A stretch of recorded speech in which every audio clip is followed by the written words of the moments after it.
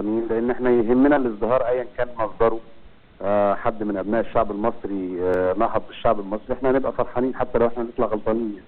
بالظبط. يا رب يخيب ظن اي حد فاكر ان احنا يا رب يخيب ظني واطلع ما بفهمش خالص يعني. المهم مصر تقوم. يعني انا متاكد من وطنيه هذه الحكومه، وانها ما بتاخد القرارات دي بتاخدها لاعتقادها اليقيني بانها تفعل الصواب. تمام، انا متاكد من كده، لاني لا يمكن ان اشكك في نيات ناس زي ديت. انا عارفها كويس وعارف وطنيتها وعارف مدى حرصها على البلد وحرصها على المواطن، لكن انا تقييمي للقرارات ديت انها قرارات غير سليمه. تمام. ده تقييم. هل انت قلت لرئيس الوزراء الكلام ده؟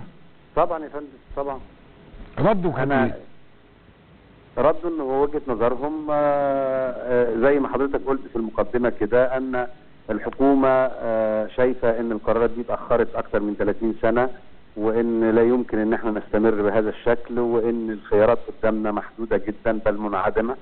لا يوجد هناك اي خطوات نقدر ناخدها غير كده. انا كان عندي حلول اخرى وطرح اخر ورؤيه اخرى، مش انا لوحدي يعني، انا ومجموعه تكتل 25-30 اشرنا ليها. طبعا الوقت ما اسعفناش ان احنا نقدم تصور كامل، لكن احنا كنا قدمنا التصور الكامل ده في الرد على بيان الحكومه، ورؤيه متكامله للاصلاح، رؤيه بتراعي الطبقات الفقيره في الاساس من قبل ومن بعد، لان الطبقات دي هي اللي سحقت عبر ال30 سنه، ولا يمكن ان احملها فاتوره الاصلاح ابدا. انا احمل فاتوره الاصلاح للناس اللي اغتنوا حلالا ام حراما عبر ال30 سنه. لو حملتهم فاتوره الاصلاح مش هيحصل حاجه، لكن احمل طبقه سحقت كثيرا، ده اللي احنا كنا شايفينه غلط. كان رد رئيس الوزراء ان انت ليه بتشوف اللي احنا بناخده من الناس وما بتشوفش احنا بنصرف فين؟ احنا بناخد من الناس صحيح، كل الناس سواء الغني او الفقير، وطبعا وكل واحد على قد دخله، لكن احنا في النهايه شوف اوجه الصرف بتاع الحكومه. احنا بنعمل بنيه اساسيه صرف صحي، وبنعمل ميه صالحه للشرب عشان نحمي الفقراء من الاوبئه. احنا بنعمل محاوله لاصلاح نظام التعليم، عشان بنعمل محاوله لاصلاح المنظومه الصحيه الى اخر. الحاجات دي كلها موجهه لطبقه محدود الدخل.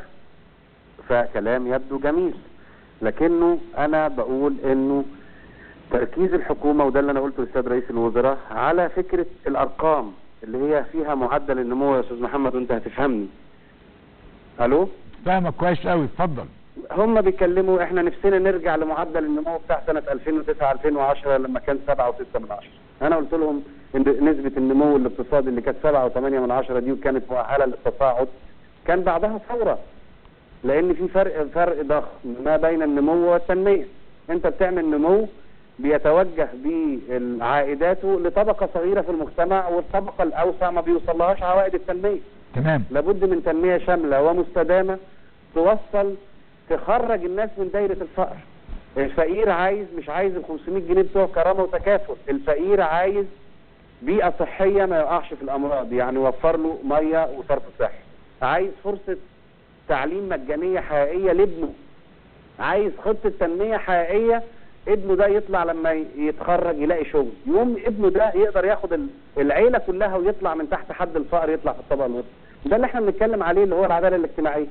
لكن نتمنى يا سياده النائب في جميع الاحوال، احنا نتمنى النجاح، علشان شبح الفشل بالنسبه لنا شيء مرفوض تماما. انا بشكرك على هذه المداخله وهذا الايضاح النائب خالد يوسف.